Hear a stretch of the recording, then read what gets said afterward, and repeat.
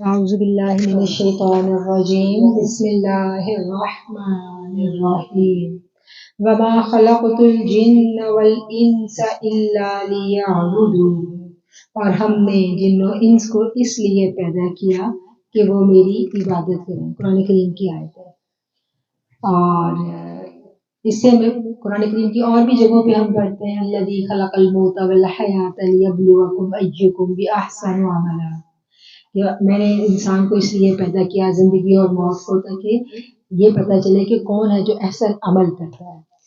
ہمیں یہ پتہ چلتا ہے کہ ہمیں ہماری پیدائش کا مقصد کیا ہے۔ اللہ کی عبادت ہماری پیدائش کا مقصد ہے، اور ہماری پیدائش کا مقصد جو ہے آزمائش ہے۔ اللہ تعالیٰ نے انسان کو پیدا کیا، اور انسان کی تخلیق بڑی ایک مزے کی کہانی ہے۔ جب ہمیں اس بات کی سمجھ آتی ہے تو پھر ہمیں پتہ چلتا ہے کہ اللہ نے یہ بات کیوں کہی کہ انسان میرا خلیفہ ہے۔ انسان بہت قابل احترام چیز ہے، انسان چھوٹی چیز نہیں ہے۔ بنی نوع انسان زمین پر اللہ کا خلیفہ ہے، تو پھر اللہ کہتا ہے کہ میری عبادت کرو۔ تو جب ہم اللہ کو پہچانیں گے نہیں، کسی کو پہچانے بغیر کسی کی عبادت ہو سکتی ہے؟ نہیں ہو سکتی نا۔ تو عبادت کے لیے پہچان ضروری ہے، اور عبادت جو ہے اس کی مختلف قسمیں ہیں۔ سب سے پہلے تو جب ہم دیکھتے ہیں تو ہمیں یہ پتہ چلتا ہے کہ جو فرائض اللہ نے ہم پہ عائد کیے ہیں وہ عبادت ہے۔ 5 وقت کی نماز عبادت ہے، اور جب ہم تھوڑا سا اور گہرائی میں جاتے ہیں، اللہ کی اور پہچان ہمیں ہوتی ہے، تو پھر ہمیں پتہ چلتا ہے کہ مومن کا تو ہر عمل عبادت ہے۔ مومن کا تو کوئی لمحہ ایسا ہے ہی نہیں کہ جو عبادت کے بغیر ہو۔ پھر اللہ تعالیٰ قرآن کریم میں فرماتے ہیں فَإِذَا قَضَيْتُمُ الصَّلَاةَ فَاذْكُرُوا اللَّهَ قِيَامًا وَقُعُودًا وَعَلَىٰ جُنُوبِكُمْ، پھر جب تم فارغ ہو جاؤ نماز سے تو پھر اللہ کو یاد کرو، کھڑے ہوئے، بیٹھے ہوئے، لیٹے ہوئے۔ تو ہمیں پتہ چلا کہ اللہ کو یاد کرنا، تو یاد کرنا کیا ہے؟ یاد، اللہ کہتا ہے میری یاد کے لیے نماز قائم کرو۔ تو یہ یاد کرنا کیا ہے؟ جب تک ہمیں اللہ کے ساتھ اپنا جو تعلق ہے اس کی سمجھ نہیں آئے گی، اس وقت تک عبادت ہماری اٹھک بیٹھک ہی رہے گی۔ عبادت جو ہے نبی کریم صلی اللہ علیہ وسلم نے فرمایا کہ نماز جو یہ مومن کی معراج ہے۔ تو نماز تو ایسی چیز ہے کہ جس میں ہم اللہ سے ملاقات کرتے ہیں۔ اب ہمیں تو ابھی اللہ سے ہمارا تعلق ہی نہیں بنا تھا، تو زندگی ایسے ہی گزری۔ عبادت جو ہے یہ محض الفاظ نہیں ہے۔ جب ہر چیز کے 2 روح ہیں، ایک ظاہر ہے اور ایک باطن ہے، اسی طرح انسان بھی، اس کے بھی 2 روح ہیں، ایک اس کا ظاہر ہے اور ایک اس کا باطن ہے۔ جب انسان، اللہ تعالیٰ کہتا ہے کہ جب انسان میری عبادت کرتا ہے، میرے قریب آتا ہے تو وہ مجھے پہچاننے لگتا ہے۔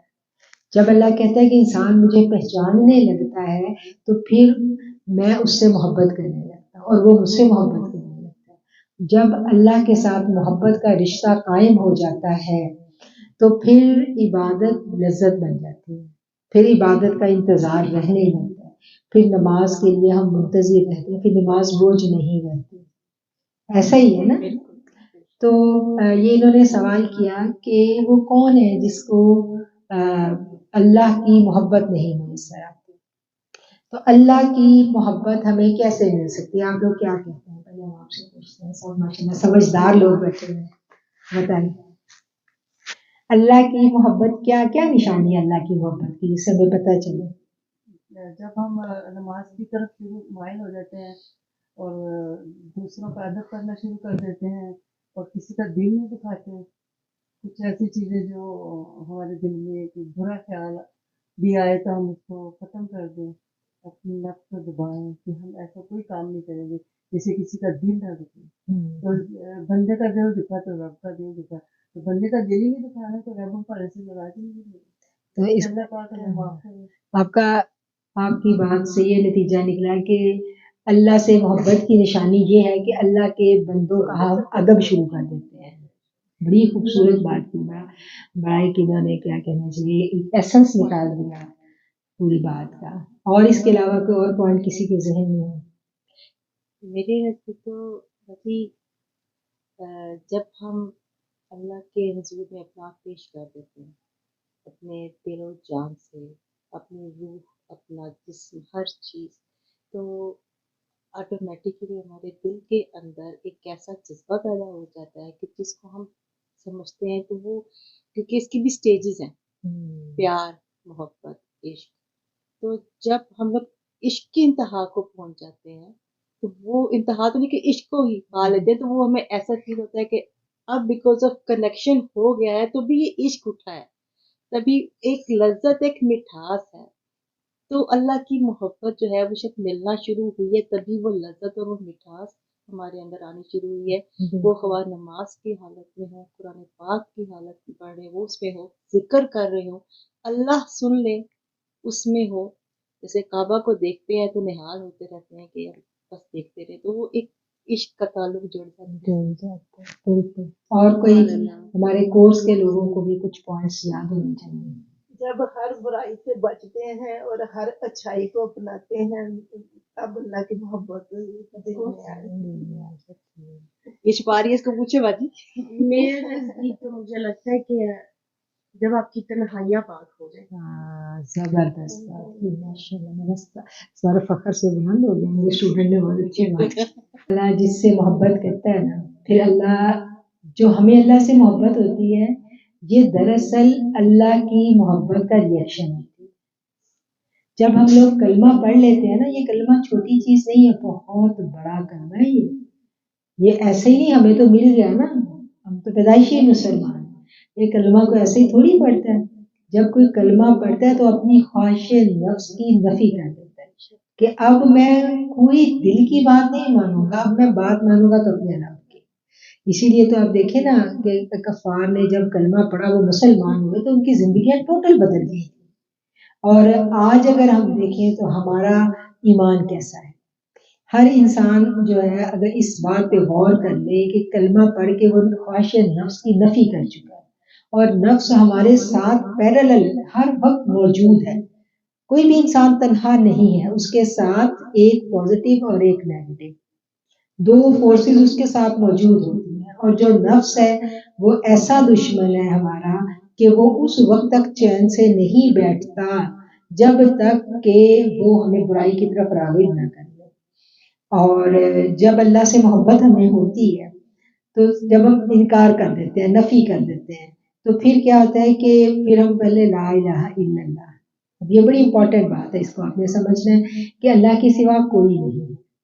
پھر اس کے بعد ہم سے کہلوایا جاتا ہے کہ محمد الرسول اللہ صلی اللہ علیہ وسلم، کہ محمد صلی اللہ علیہ وسلم اللہ کے رسول ہیں، تھے نہیں ہیں، آج بھی ہیں.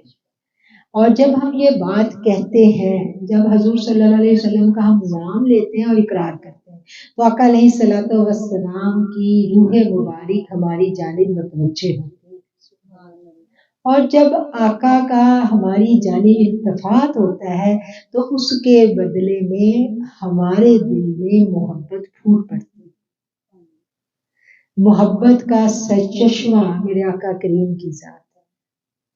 جب کلمہ پورا ہوتا ہے تو دل میں محبت کا بیج بویا جا چکا ہوتا ہے. جب بھی محبت کا بیج بویا جائے گا، حضور صلی اللہ علیہ وسلم سے ہمیں محبت مل گئی، کلمہ پڑھنے کی برکت سے مل گئی. پھر آگے ہمارا کیا کام ہے کہ ہم نے اس محبت کی آبیاری کرنی ہے. یہ آسان نہیں ہے کام، یہ لفظوں سے کہہ دینا بڑا آسان ہے. در حقیقت اب سوچیں کہ ایک جد و جہد شروع ہوگی، مشقت شروع ہوگی. اللہ نے کہا ہے نا قرآن میں، اللہ تعالیٰ کہتے ہیں کہ تم میری راہ میں وسیلہ تلاش کرو، جد و جہد کرو، مشقت کرو، مجاہدہ کرو، وابتغوا فی سبیل اللہ، تلاش کرو. جب ہم نے اللہ کو مان لیا، ہم اس پہ ایمان لے آئے، اور ہم نے رسول اللہ صلی اللہ علیہ وسلم کو آقا کا، اللہ کا نبی مان لیا، اب ہماری زندگی کی تلاش شروع ہو گئی.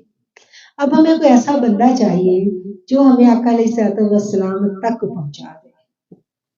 ایسا بندہ چاہیے جو ہمیں ان کی باتیں بتائے کہ انہوں نے کیسے اپنے اصحاب کو اللہ سے جوڑا. ٹھیک ہے نا؟ دیکھیں کافروں جو نان مسلم رہتے تھے مکہ میں، تو وہ بھی تو اللہ کے بندے تھے نا. عیسائی جو تھے، یہود جو تھے، وہ سارے حدود حرم میں موجود تھے نا. جب اسلام کی سلطنت قائم ہوتی ہے تو کلمہ طیبہ جو ہے اللہ کا جو نام ہے اس کی بڑی قوت ہے. ہم صرف اللہ بولتے ہیں نا تو اسی لمحے اللہ کی رحمت متوجہ ہوتی ہے اور آسمان سے انوارات گرتے ہیں اور وہ ہمارے اوپر پڑتے ہیں. جب ہم ہماری روح پاک ہونا شروع ہو جاتی ہے، ذکر اذکار میں ہم آگے جانا شروع ہو جاتے ہیں تو پھر یہ سب کچھ حجابات اٹھ جاتے ہیں اور ہمیں نظر آنے لگتا ہے. ابھی تو ہمیں نظر نہیں آ رہا نا، یہ سب پردے ہیں، امتحان میں ہے نا ہم، لیکن جب ہم اپنے باطن کو پاک کرنے لگتے ہیں تو پھر ہمیں سب کچھ نظر آنے لگتا ہے. اور اللہ کا نام چھوٹی چیز نہیں ہے، یہ بہت بڑی چیز ہے. اللہ صرف اللہ لفظ ہی کہنا، ذاتی نام ہے اللہ کا. اور پھر جو صفاتی نام کے ساتھ ہم اللہ کو پکارتے ہیں، جس صفت کے ساتھ پکاریں گے اسی صفت کا ظہور ہوگا. تو ہم جو بات کر رہے تھے وہ یہ تھی کہ اللہ کے اوپر تو تمام اور دوسرے مذاہب بھی ایمان لاتے ہیں، لیکن جب اسلام نے اپنا غلبہ پایا تو حدود حرم مقرر کر دی گئی. اللہ کا گھر تھا تو کرسچنز کا بھی وہی اللہ ہے، یہودیوں کا بھی وہی اللہ ہے، تو ان کو کیوں کہا گیا کہ یہاں سے نکل جاؤ؟ حکم آ گیا نا کہ ان سے کہو کہ یہاں سے چلے جاؤ. حدود حرم میں نان مسلم داخل نہیں ہو سکتا، ہمیں پتہ ہے نا، وہاں لکھا ہوتا ہے جو لوگ گئے ہیں وہاں، تو کیوں نہیں داخل ہو سکتا؟ لیکن قانون تو نہیں ہے، قرآن کی آیت ہے، قانون نہیں ہے کہ کوئی وہاں جائے. تو اس کی کیا وجہ ہے؟ اللہ کو تو وہ مانتے ہیں. سوچا ہم نے کبھی؟ نبی کو نہیں مانتے. ہاں تو بات، ہاں تو اب جس نے بالکل جس نے اب اللہ تک پہنچنا ہے اس نے رسول اللہ صلی اللہ علیہ وآلہ وسلم پر اس کا ایمان لانا ضروری ہے، لازم ہے. ان پر ایمان لائے بنا ہم اللہ تک نہیں پہنچ سکتے. ٹھیک ہے.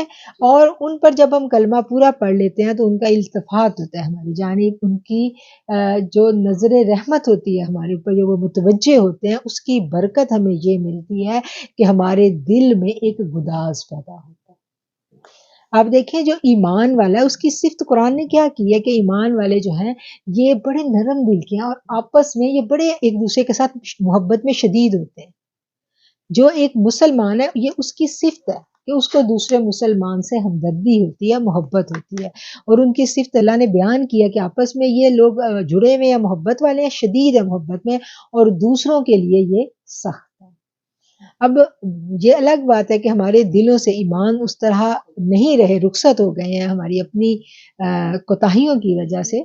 ورنہ جو ایمان والے کی صفتیں ہم دیکھتے ہیں، ہم غزوات کو دیکھتے ہیں کہ کس طرح صحابی جو تھے وہ موت اور زندگی کی کشمکش میں تھے، اور ان کو پانی جب انہوں نے مانگا تھا، ہم سب نے یہ واقعات بچوں نے پڑھے ہیں نا، تو کہہ رہے دوسرے کو دو، اثار قربانی یہ مسلمان کا خاصہ ہے، اس کے بغیر ایمان نہیں ہے. تو اللہ تعالیٰ سے جب محبت ہوتی ہے تو اس محبت میں سب سے جو بیسک چیز ہے وہ کیا ہے؟ رسول اللہ صلی اللہ علیہ وسلم کی ذات اقدس. اگر کوئی یہ کہے کہ میں آقا علیہ الصلوۃ والسلام کو بائی پاس کر کے بس کلمہ پڑھ لیا اور ان سے محبت کی ضرورت نہیں ہے، میں اللہ تک پہنچ جاؤں، وہ نہیں پہنچ سکتا. ایمان مکمل نہیں ہوتا. میرے رب نے کہہ دیا کہ اس وقت تک، یہ حدیث کا مفہوم ہے نا، کہ تمہارا ایمان اس وقت مکمل نہیں ہے جب تک کہ آقا علیہ الصلوۃ والسلام نے فرمایا جب تک کہ میں تمہیں تمہارے تمام رشتوں سے پیارا نہ ہو جاؤں. اب یہاں پر مسلمان کے لیے ایک کرائٹیریا مقرر کر دیا گیا. کیا کرائٹیریا مقرر کر دیا گیا؟ کہ سب سے محبوب میرے لیے آقا علیہ الصلوۃ والسلام کی ہستی ہے، سب سے محبوب. اب آپ دیکھیں کہ ہماری جب ہم اپنی لائف میں ارد گرد دیکھتے ہیں ہمیں بڑی انگزائٹی، بڑی ڈپریشن، بڑے مسائل نظر آتے ہیں. اور ان مسائل کی وجہ کیا ہے؟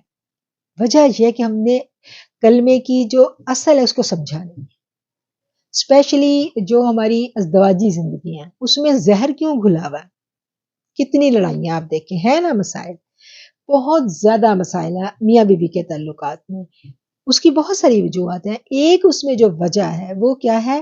وہ یہ ہے کہ ہم نے محبت میں ہم اتنے شدید ہو جاتے ہیں اپنے ازواج کی کہ ہم اس محبت سے آگے سب کچھ جو ہے نا وہ تیاگ دیتے ہیں. ہم اس محبت میں دوسرے کو قید کرنا چاہتے ہیں. تو کوئی انسان جو ہے وہ دوسرے کی محبت کو اس طرح کر ہی نہیں سکتا، برداشت ہی نہیں کر سکتا. اور پھر اس سے کیا ہوتا ہے؟ اس سے مسائل. ہر محبت جو آقا علیہ الصلوۃ والسلام کی محبت کے تابع ہوگی وہی محبت سکون دے گی، وہی محبت آپ کو راحت دے گی، کیونکہ یہ رشتہ ہم نے قائم کیا ہے اللہ کے نام پر. یہ میاں بیوی کا رشتہ کس کے نام پر ہم نے، اللہ کہتا ہے نا تم نے اس کو میرے نام پہ حاصل کیا ہے. تو جب ہم یہ سوچتے ہیں، کیونکہ میں کاؤنسلنگ بھی کرتی ہوں تو میرے پاس جو موسٹلی خواتین آتی ہیں ان کا یہی پرابلم ہوتا ہے، اپنے ہسبینڈ پہ شک کرنا. اب دیکھیں اصل محبت کس کی ہے، اور محبت انسان کو رول کے رکھ دیتی ہے. اچھی اچھی پیاری پیاری خواتین رول جاتی ہیں اس بات میں کہ ہم قیدی بنانا چاہتے ہیں. کوئی کسی کو قیدی نہیں بنا سکتا. جس سے اللہ محبت کرنے لگتا ہے، جس سے رسول اللہ محبت کرنے لگتے ہیں، تو وہ اس کا سب کچھ ہے، اس کو سب کچھ مل جاتا ہے. اس کو دل میں بے نیازی آ جاتی ہے. یہ ساری دنیا کی جتنی چاہتے ہیں، جتنی محبتیں ہیں، یہ اس محبت سے نیچے نیچے ہیں. ہماری جو ٹیچر تھی ہمیشہ کہا کرتی تھی کہ اپنا ایک ہاتھ کا فاصلہ رکھو اور یہاں سے یہاں تک صرف میں، میرا رب، میرا رسول. اس سے آگے اولاد بھی ادھر ہی رکھو اور ازواج کو بھی ادھر رکھو، تو زندگی میں کبھی انزائٹی نہیں آئے گی، پریشانی نہیں آئے گی، توازن رہے گا. دل کے ہاتھوں ہم مجبور کب ہوتے ہیں؟ آپ دیکھیں یہ جتنا زیادہ یہ شیطانیت اب پھیل گئی ہے، یہ تعویذ گنڈوں میں لوگ پڑ گئے ہیں، جادوگریوں میں پڑ گئے ہیں، اس کی کیا وجہ ہے؟ یہ نفس پرستی اس کی وجہ ہے. ہم اپنے نفس کی خواہشات کو پورا کرنا چاہتے ہیں. ہم یہ چاہتے ہیں کہ یہ محبت کا تعویذ ہمیں مل جائے اور میں جو کہوں وہی ہو. وہ جس دن وہ تعویذ کا اثر ختم ہوتا ہے اس دن پٹھیاں ہی پہ جائیں گی. ایسا ہی ہوتا ہے نا، اس دن پھر مسائل ہی مسائل، نہ ختم ہونے والے مسائل زندگیوں میں شروع ہو جاتے ہیں. اللہ کے نام پہ حاصل کیا، اللہ کے بندے ہیں، اللہ نے اس دنیا میں بھیجا، ادھر ہم نے رہنا ہے، اس کی فرما برداری کریں. جو محبت کی پیک ہے، جو ہماری روح جس محبت کے لیے ترستی ہے، وہ محبت میرے رب کی ہے، وہ محبت میرے رسول اللہ صلی اللہ علیہ وسلم کی ہے. جب وہ ملے گی تو روح کو راحت مل جائے گی، روح کو سکون مل جائے گا، روح کو خوشی مل جائے گی. اس خوشی کو ہم دنیا کے ان انسانوں کی محبتوں میں تلاش کرتے ہیں. یہ ہم سے غلطی ہو جاتی ہے.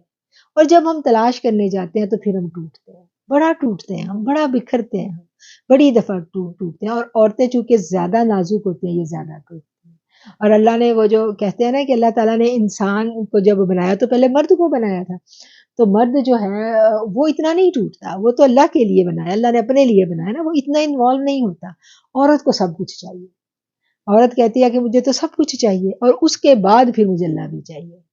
تو یہاں سے تھوڑا سا ہم سے یہ غلطی ہو جاتی ہے. اگر ہم اس تعلق کو سمجھ لیں تو پھر آپ دیکھیں کہ پھر ہماری زندگیوں میں کتنا سکون آ جاتا ہے. آج کی عورت زیادہ بے قرار اس لیے ہے، آج کی عورت زیادہ پریشان اس لیے ہے، اور اس پریشانی سے نکلنے کا واحد حل یہ ہے کہ ہمیں اللہ کا کلام سمجھ میں آ جائے. اللہ نے ہمیں اس دنیا میں بھیجا ہے اور ہم نے واپس لوٹ کے جانا ہے. یہ گھر جن کے لیے ہم نے اپنی زندگیاں گوا دی نا، زندگیاں کتنی محنت کرتے ہیں کہ میرا گھر سج جائے. جس کا گھر نہیں ہے وہ کہتا ہے میرا گھر بن جائے، ایک آئیڈیل لائف ہمیں مل جائے. تو یہ آئیڈیل لائف جو ہے، یہ دنیا تو مسافر خانہ ہے، یہاں تو رہنا ہے، چلے جانا ہے، یہاں ہم نے رکنا تھوڑا ہی ہے. ہم تو یہاں تیاری کرنے آئے ہیں اور امتحان دینے آئے ہیں. اور کلاس روم کے اندر جب ایگزام چل رہے ہوں تو آپ دیکھیں کون سکون سے بیٹھتا ہے.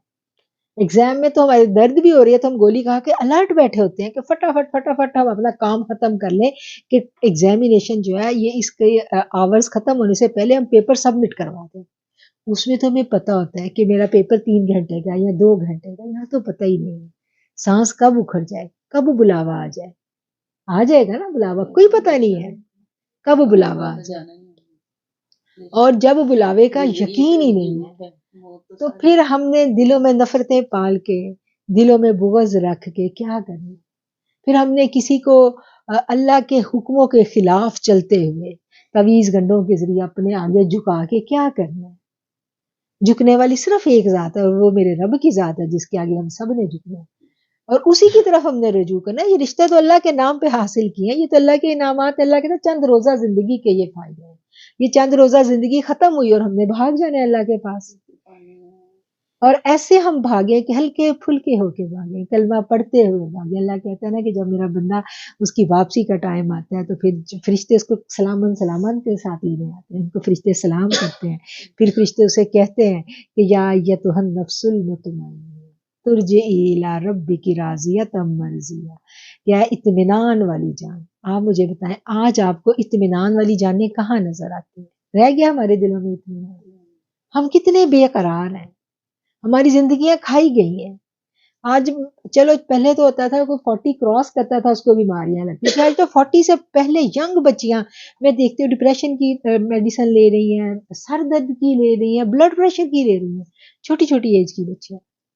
انگزائٹی، ڈپریشن، ٹینشن نہیں سمجھ آتی، بے یقینی، بھروسہ کسی پہ نہیں ہے، ہر رشتہ جو ہے اس میں شک آ گیا ہے، وسوسے آ گئے ہیں. تو یہ سب کیا ہے؟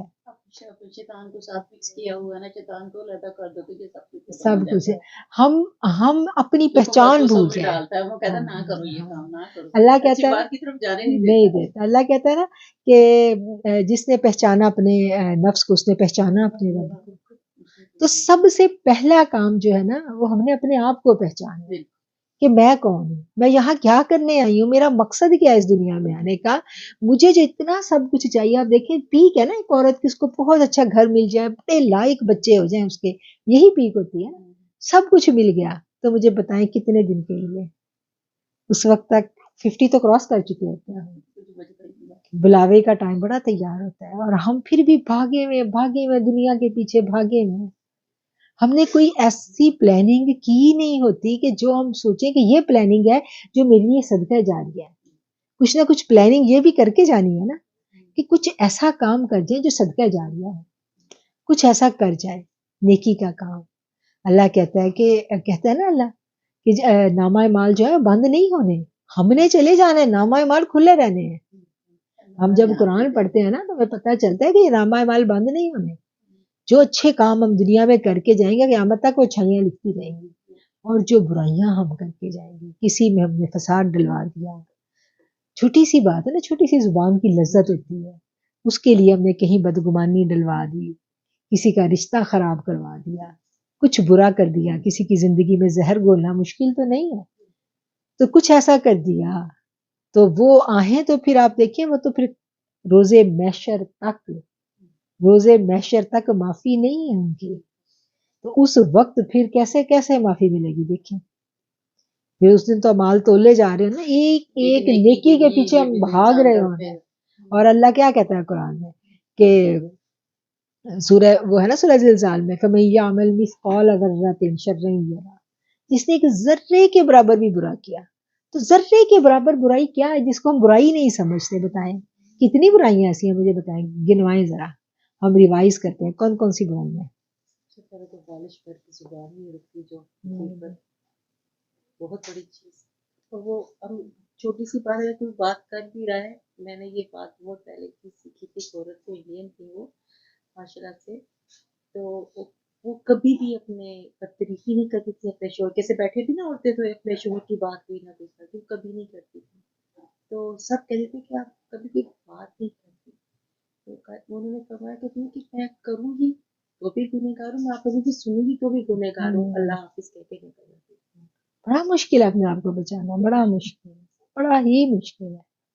ایک اتنی سی ایمان کی لو ہوتی ہے جو ہمارے اندر جگمگا رہی ہوتی ہے، اور ہر وقت ہر طرف سے تیز ہوائیں ہیں، اور ہم سارا دن اسی کو ادھر سے پکڑ کے ادھر کر رہے ہیں، ادھر سے پکڑ کے ادھر کر رہے ہیں. ایسے ہی ہے نا، اور کوئی پتہ نہیں کب بجھ جائے اور ہمیں پتہ بھی نہیں چلتا. اور اسی لیے کہا جاتا ہے نا کہ نیک سنگتیں بڑی ضروری ہیں، نیک دوست بڑے ضروری ہیں. اور جب یہ قیامت کی نشانیوں کا ذکر ہو رہا تھا، فتنوں کا، حضور پاک صلی اللہ علیہ وسلم بتا رہے تھے کہ میں تمہارے گھروں پر فتنوں کی بارش دیکھ رہا ہوں.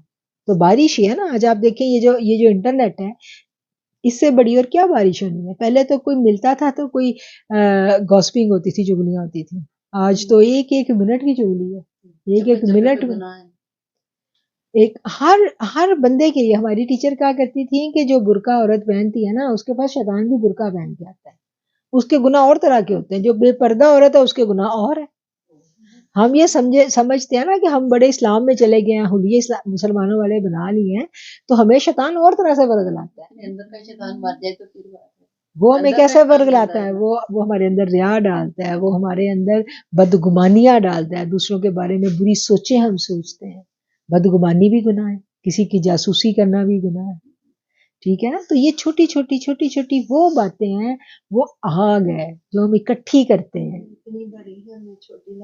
اور یہ آگ، ہاں، اور یہ جو آگ ہے نا، یہ آگ نے صرف یہ نہیں ہے کہ قبر میں جا کے جلانا ہے. یہ آگ ہمیں ادھر جلا رہی ہے، ادھر ہی ہم جل رہے ہیں. مجھے بتائیں سکون ہے کہیں؟ کسی کو سکون ہے؟ کوئی پریشانیاں گھروں کی، ٹینشنیں ختم ہی نہیں ہوتی، چہروں پہ یعنی بگاڑ آ جاتے ہیں ٹینشنیں لے کے، اور ہماری انگزائٹی نہیں ختم ہوتی، ہمارا ڈپریشن نہیں ختم ہوتا. کیوں نہیں ختم ہوتا؟ ہم نماز پڑھنے جاتے ہیں، ہم بھاگ کے جاتے ہیں، بھاگ کے واپس آ جاتے ہیں. مصلے پہ ہمارا دل کیوں نہیں لگتا؟ مصلہ تو بڑی پیاری چیز ہے، بڑی خوبصورت چیز ہے، نماز بڑی پیاری چیز ہے. اللہ نے کہا ہے کہ نماز مجھ سے ملاقات ہے، تو اللہ سے ملاقات کس کو نہیں پسند؟ اللہ سے ملاقات کس کو نہیں پسند؟ جس کی ملاقات ہوگی مصلے پہ تو اس کو پسند آئے گی نا. جو فرض ادا کرنے گیا اس نے کہا بس میں فرض ادا کروں اور آ جاؤں.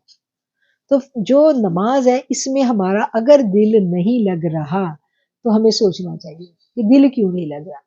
یہ تو بڑی خوبصورت چیز ہے، اس میں دل کیوں نہیں لگ رہا؟ تو ہمیں دل کو لگانا ہے، یہ دل کو پکڑنا ہے.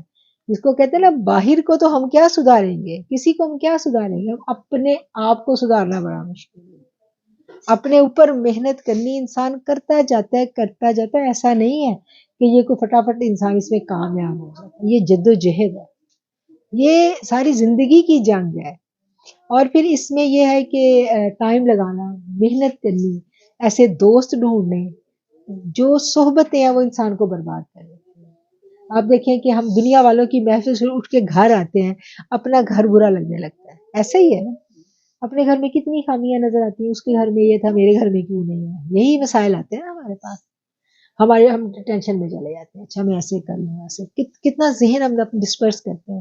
اور جب ہم اللہ والوں کی محفل سے اٹھ کے آتے ہیں تو پھر جی کیا چاہتا ہے؟ جی چاہتا ہے میرے پاس تو کوئی نیکیاں ہی نہیں ہے، میں کچھ اور نیکیاں اکٹھی کر لوں. بس میں ہوں، میرا اللہ، میرا اور کچھ اللہ. نہ ہو. یہ دنیا کی چیزیں تو دنیا تو کی یہ جو محافل ہوتی ہیں، یہ جو ہم ان کا اہتمام کرتے ہیں اور ان کے لیے ٹائم نکالتے ہیں، یہ بڑی ایک اللہ کی بلیسنگ ہوتی ہے.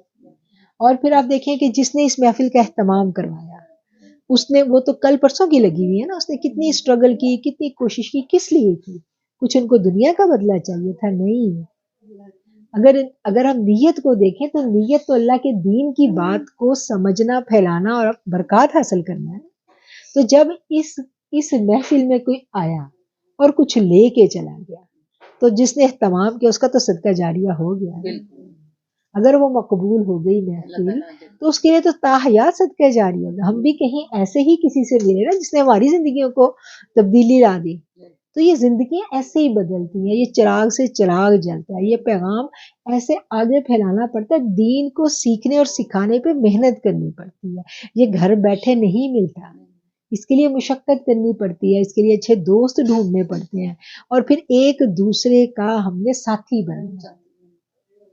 ایک دوسرے کے ہم دکھ سنیں گے اور پھر ہم اللہ کے ساتھ جڑیں گے. یہی کریں گے، اللہ کی کلام کے ساتھ جڑیں گے. جب ہم ایک نماز پڑھ لیتے دوسرے کو شوق ہوتا ہے جلدی ہو اب دوسری نماز کا ہاں انتظار دوسری کریں، نماز. اسی سے اللہ کے رابطے شروع. پھر آپ دیکھیں اللہ جب کہتا مجھے یہ بندہ میرا چاہنے والا میرے پاس آ رہا ہے بالکل تو میں یہ ٹائم نہ ضائع کروں گی، جلدی کرو جلدی. آپ دیکھیں جس کو اللہ والے دوست مل جاتے ہیں اس کے پھر دنیا والے دوست چھٹ جاتے ہیں.